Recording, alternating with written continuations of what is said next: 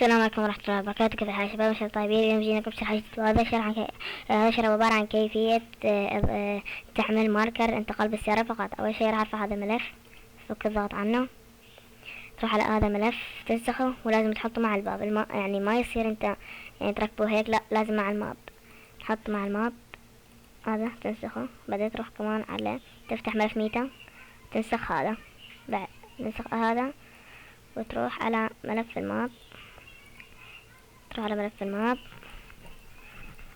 تفتح ملف ميتا حق الماب، تابع هنا هيك نحطه. بعدين نضغط سيف.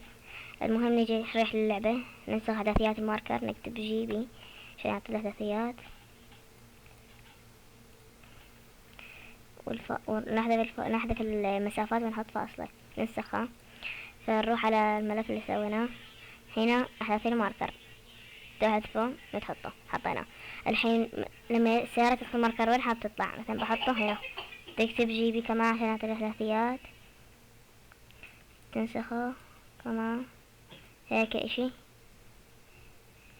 لا شو تنسخه كمان ونروح على الماب. الحين هنا نحطه، الحين تلصقه. استنى، ايش لصقت انا؟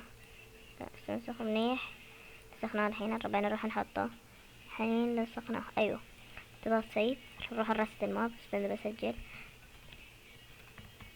سجل رصة الماب. رصة الماب يا شباب، ماب لا ما ساعد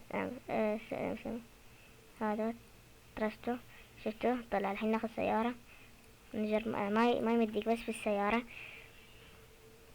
شفتوا طلع هنا بس.